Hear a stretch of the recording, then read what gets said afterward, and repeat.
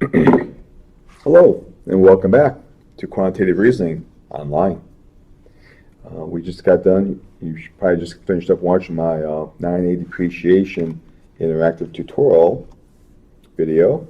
So now let's go look at the questions. Let's get this guy out of the way. Let's look at the questions here.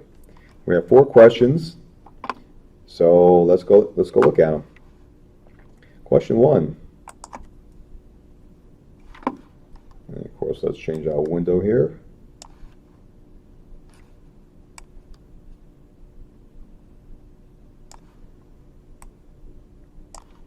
Question 1. The graph shows the value. What graph? I guess this graph. Let me just bring this guy. Nope.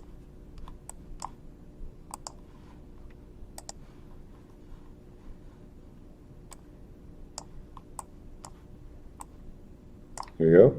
I like having the full graph up. All right. The graph shows the value dollars of a storage building when building is 5, 6, and 12 years old. So here's your 5 years.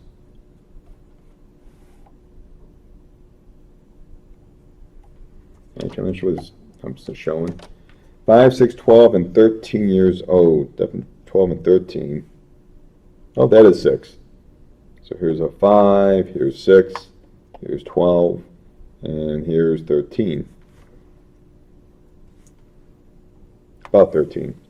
Let's assume the value decreases by a constant amount each year, straight line depreciation, which means that the point must be collinear. All the points are on the line, or collinear.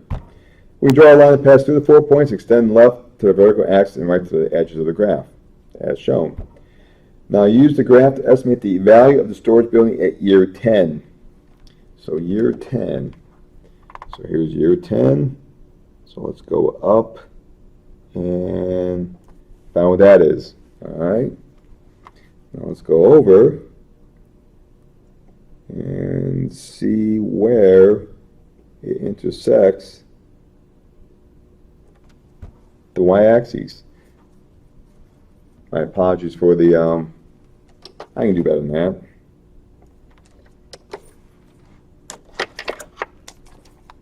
Hopefully.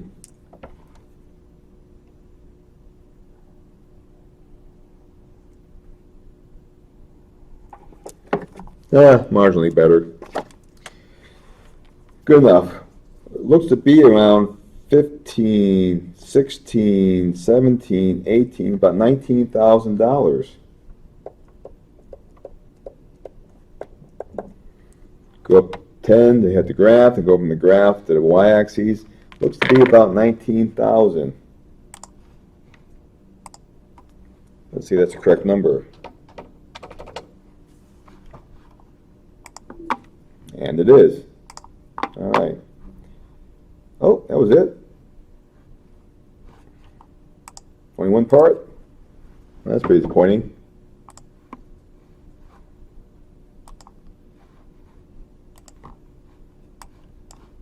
All right. Same readings. Now we have the equation. Use the equation to determine the amount, don't need the graph up, of the value at year 8. So let's do what it is. So we'll do 35,450 minus 1,400 times 8. And of course, how much is that? 1,400 times 8. So that'd be 35,450 minus 11,200. So 35,450 minus 11,200, or $24,250.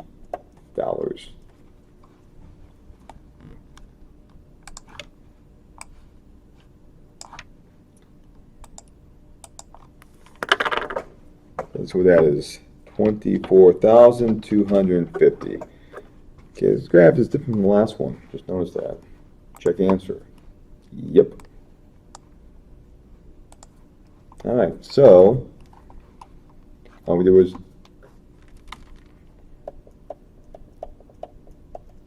take this equation, plug in the number of years that we want to look at to get a value. So what does that look like off the graph, though? Try to find this clean area. So we're looking at year 8. So here's year 8. And it looks like we're going over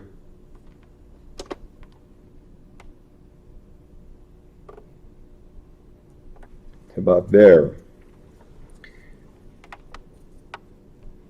And so year 8 is a smidgen, so straight across about 24,000. And the point, if you look at it, is just a smidgen above 24,000.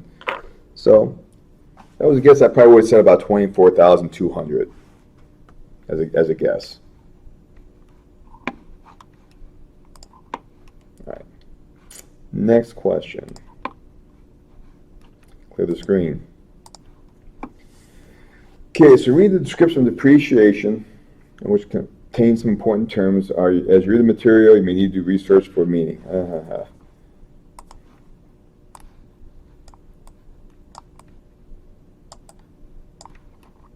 Okay, so what are we looking for here? What are some items that are depreciable? Select 3 items on the list. Okay, let's see. Here we go. Properties, depreciation are tools. Don't see tools there. Machinery. Furniture. Don't see furniture. Buildings. Cars. Nope. Trucks. Not on the list. Most physical properties are depreciable. Land being a notable exception. All right. In addition to physical object, properties like patents, copyrights, and computer software is depreciable. Oh, here we go. Patents. So land's not depreciable. Tickets to a sporting event and art collections.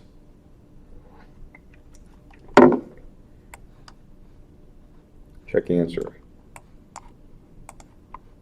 Good job on us.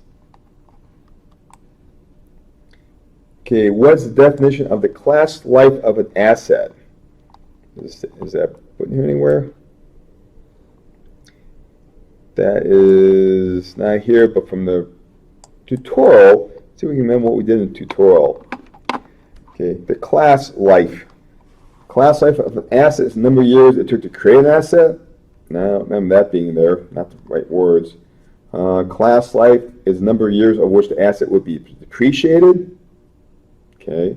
Class life of assets, the asset's worth when fully depreciated. That's salvage value. Class life of an asset is the type of business used to which an asset. This is the only one that makes sense. So the class life, the life of the asset, it actually makes sense. How long is it useful to you? So long as it's useful to you, which basically means in your ownership or has value, useful value, that's over the time that you can depreciate it. A means nothing. C is really salvage value, and D is nothing. Excellent. What was the definition of the basis of an asset? Remember, that was in the tutorial. Think about it. Basis of an asset. What do you base the value that you would depreciate from? So it has to be, obviously it has something to do with how much it costs you to acquire. So let's see. Base of an asset is a set of objects that can combine. That makes no sense. Basis of an asset, initial cost. Okay, that's the acquisition cost. Keep that in mind. Basis, cost of upkeep. That's maintenance. Basis is when it is fully depreciated. And that's salvage. So again, it's got to be B. What does it take to get it? Okay, salvage value. Again, no sense. salvage value is asset at initial cost. That was up here. That's basis. Salvage value is, again, it's maintenance. Salvage value is what is worth after full depreciation. Yepper.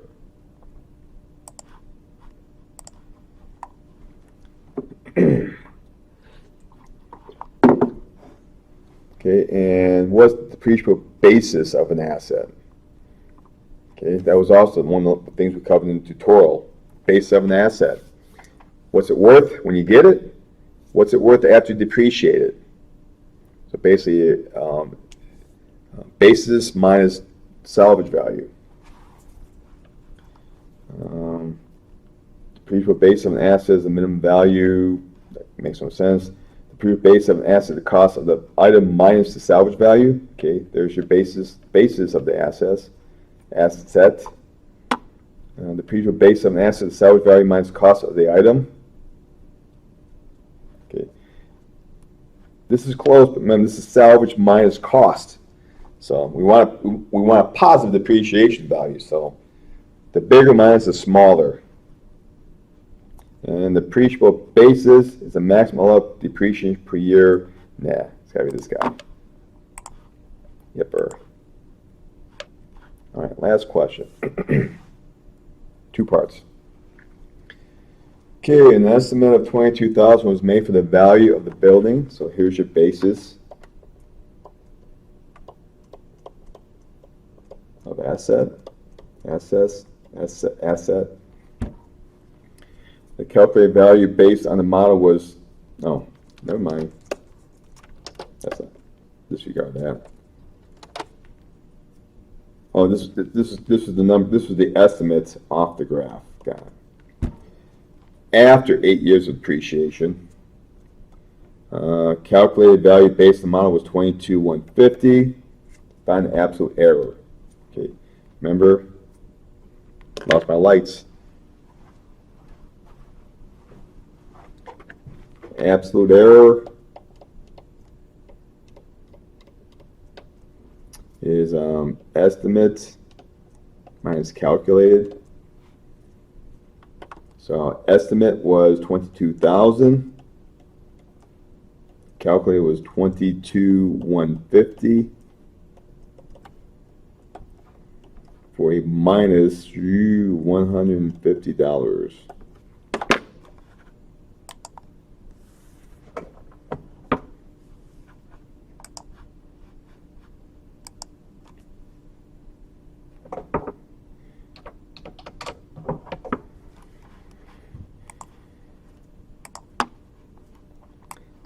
And find the percent error. You call it percent error was absolute error over calculated and really times on percent. So minus 150 over 22,150. Calculator. 150 divided by 22,150 times that by 100.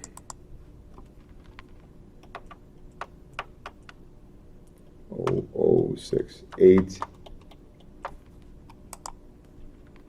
for a minus 0.68%. Or rounded to the nearest tenths, minus 0.7%.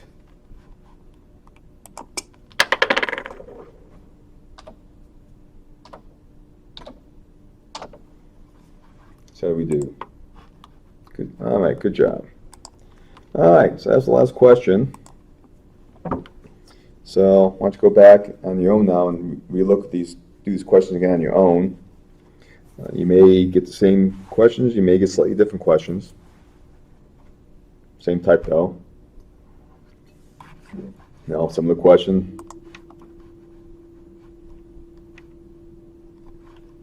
Notice before it was 22,150, now it's 21,150, so you may get slightly different questions. With that, part 9A is done. So now go back and look at it yourself, preview questions, then work with Stephanie and do the 9A workbook tutorial. And I'll see you later for a next tutorial.